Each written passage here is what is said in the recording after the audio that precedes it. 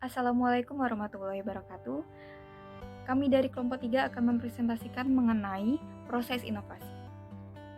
Next, uh, dalam pembahasan kali ini kita akan membahas 6 topik atau 6 poin.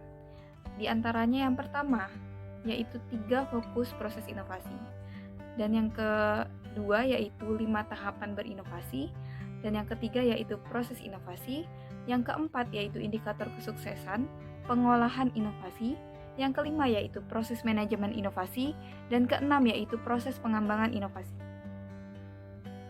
Next, sebelum kita membahas mengenai 3 fokus proses inovasi, saya akan menjelaskan sedikit mengenai inovasi bisnis.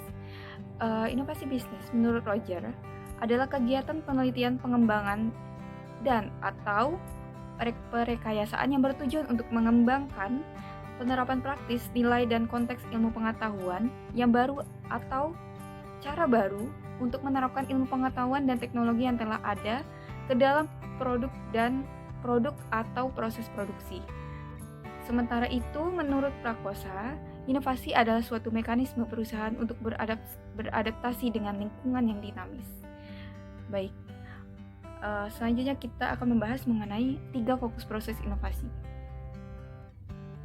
Tentunya dalam menjalankan sebuah bisnis, inovasi itu adalah kunci utama pada setiap perusahaan agar dapat perusahaan itu akan bertahan lama, ya kan?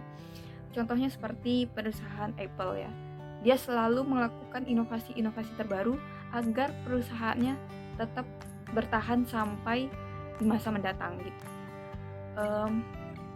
Jika perusahaan tidak melakukan inovasi, perusahaannya akan terjadi kemunduran atau bisa sampai bangkrut.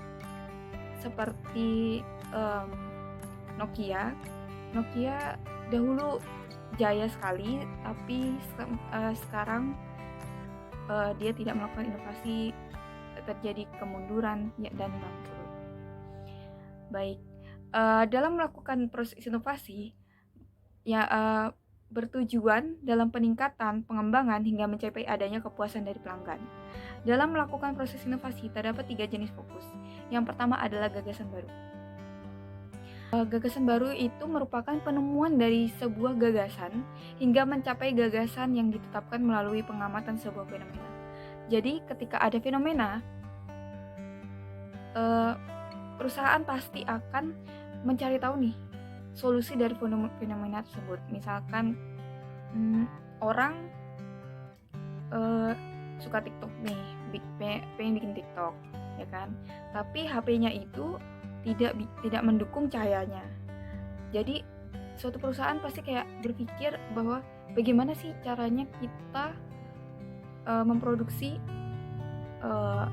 lampu yang bisa digunakan dibawa kemana saja, terus digunakan untuk bermain TikTok. Contohnya seperti ring light ya, dari inovasi yang udah ada yaitu lampu, ya kan, dijadikanlah ring light gitu, agar masyarakat puas bila bermain TikTok dengan menggunakan ring light. Oke. Selanjutnya yaitu produk dan jasa. Lanjutan dari adanya gagasan yang dapat diimplementasikan melalui berbagai kegiatan seperti penelitian dan percobaan sehingga hasilnya dapat memberikan konsep yang siap dikembangkan dan diimplementasikan. Dan yang terakhir yaitu perbaikan. Perbaikan ini yaitu sebuah yaitu kayak seperti melakukan penyempurnaan dan perbaikan hingga menghasilkan inovasi yang bermanfaat. Seperti yang saya jelaskan tadi, seperti ring light ya. Tentunya ring light itu mungkin sebelumnya pernah gagal, kayak kurang terang atau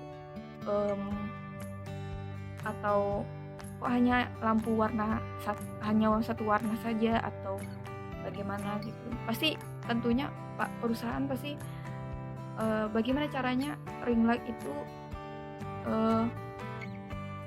banyak manfaatnya gitu, dan juga bisa menyelesaikan masalah yang ada di masyarakat gitu. Seperti itu. Selanjutnya presentasi akan dibawakan oleh teman saya, Rowatina. Silakan Rowatina. Menurut Rogers, terdapat 5 tahapan bagi individu atau organisasi agar dapat melakukan suatu inovasi, yaitu yang pertama adalah tahap kesadaran, yaitu tahap seseorang atau organisasi mengetahui dan sadar bahwa terdapat suatu inovasi sehingga muncul suatu kesadaran terhadap hal tersebut. Yang kedua adalah tahap keinginan, di mana seseorang mempertimbangkan atau sedang membentuk sikap terhadap inovasi yang telah diketahuinya, sehingga ia mulai tertarik pada hal tersebut. Yang ketiga adalah tahap evaluasi, yaitu tahap seseorang membuat putusan apakah seseorang atau organisasi menolak atau menerima inovasi yang telah ditawarkan, sehingga saat itu dapat memulai evaluasi. Yang keempat adalah tahap mencoba, yaitu tahap seseorang untuk melaksanakan keputusan yang telah dibuatnya, sehingga dapat memulai atau mencoba suatu perilaku yang baru. Dan yang terakhir adalah tahap adopsi, di mana tahap seseorang untuk memastikan atau mengkonfirmasikan putusan yang diambilnya, sehingga bisa untuk memulai atau mengadopsi perilaku yang baru tersebut. Dari pengalaman di lapangan, ternyata proses tahapan tersebut tidak berhenti sampai di situ, karena kondisi ini akan berubah lagi sebagai akibat karena pengaruh lingkungan yang diterima oleh pelaku tahapan. Oleh sebab itu, Rogers merevisi kembali teorinya tentang tahapan inovasi menjadi yang pertama adalah tahap pengetahuan, di mana dalam tahap ini seseorang belum memiliki informasi mengenai inovasi yang baru. Untuk itu, informasi mengenai inovasi tersebut harus disampaikan melalui berbagai saluran komunikasi yang ada, bisa melalui media elektronik, media cetak, maupun komunikasi interpersonal antara masyarakat. Yang kedua adalah tahap persuasi. Pada tahap ini, individu tertarik pada inovasi dan aktif mencari informasi yang jelas mengenai inovasi. Di tahap kedua ini terjadi lebih banyak dalam tingkat pemikiran calon penggunanya. Inovasi yang dimaksud berkaitan dengan karakteristik inovasi itu sendiri, seperti kelebihan inovasi, tingkat keserasian, kompleksitas, dapat dicoba, dan juga dapat dilihat. Yang ketiga adalah tahap pengambilan keputusan, di mana pada tahap ini seseorang mengambil konsep inovasi dan menimbang keuntungan dan kerugian dari menggunakan inovasi dan memutuskan apakah akan mengadopsi atau menolak inovasi tersebut. Yang keempat adalah tahap implementasi, di mana pada tahap ini individu untuk melakukan inovasi yang berbeda-beda, tergantung pada situasi. Selama tahap ini, individu menentukan kegunaan dari inovasi dan dapat mencari informasi lebih lanjut tentang hal itu. Dan yang terakhir adalah tahap konfirmasi. Setelah seluruh keputusan dibuat, seseorang kemudian akan mencari pembenaran atas keputusan mereka. Tidak menutup kemungkinan seseorang kemudian mengubah keputusan yang tadinya menolak menjadi menerima inovasi setelah melakukan evaluasi. Selanjutnya, poin 4 itu ada indikator kesuksesan pengelolaan inovasi. Dari beberapa tahapan proses inovasi di atas itu dibentuk oleh adanya manajemen atau pengelola inovasi. Dan ada berikut indikator dalam kesuksesan pengelolaan suatu inovasi. Yang pertama itu ada visi kepemimpinan dan tujuan yang sama. Itu dibutuhkan agar kesamaan agar memiliki pedoman yang dituju yang dapat kita sampaikan untuk berkembangnya dan bertahannya suatu perusahaan. Yang kedua ada struktur fleksibel, yaitu struktur yang ada berjalan sesuai dengan inovasi yang ada atau tidak kaku agar manajemen itu berjalan dengan baik. Poin yang ketiga ada sumber daya manusia atau SDM. Kreativitas SDM ini sangat diperlukan untuk menciptakan bahkan mengembangkan inovasi sehingga perusahaan itu dapat menyediakan fasilitas berupa pelatihan agar mereka itu memiliki inspirasi dan kreativitas. Poin yang keempat itu ada kerjasama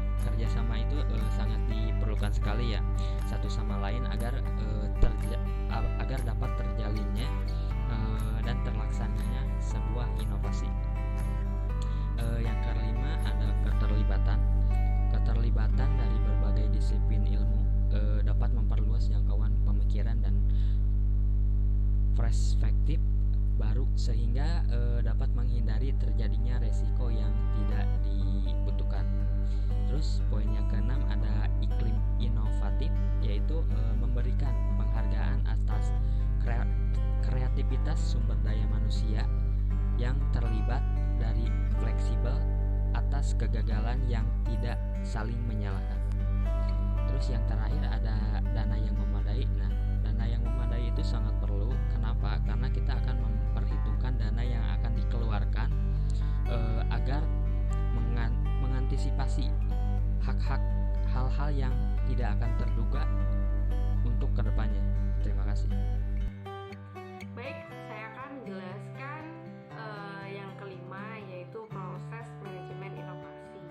Jadi dalam sebuah perusahaan atau organisasi penting untuk melakukan proses manajemen inovasi. Nah, kenapa? Agar dari setiap keunggulan yang ada, dari setiap peluang yang ada, dari setiap persaingan yang ada, itu perusahaan dapat bertahan. Jadi memang sungguh sangat penting untuk melakukan manajemen inovasi ini. Nah, dalam prosesnya saya akan menjelaskan, yaitu dari Lieke, yaitu dalam Siska et al. 2021 itu terdapat 5 cara atau 5 proses manajemen inovasi.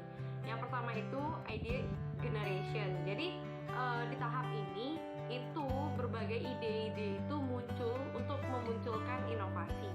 Nah, ide ini berasal dari mana? Ide ini berasal dari customer, bisa dari konsumen ya, bisa dari para pesaing perusahaan, baik pesaing langsung ataupun tidak langsung, bahkan pengalaman pribadi dari pemilik perusahaan, mungkin juga dari para karyawan dan sebagainya. Nah, dari ide-ide yang ada, kemudian melakukan langkah yang kedua, yaitu disiapkan. Ide-ide itu kan tidak terdiri dari satu ide saja, tapi banyak. Kemudian dikumpulkan, disiapkan, kemudian diseleksi.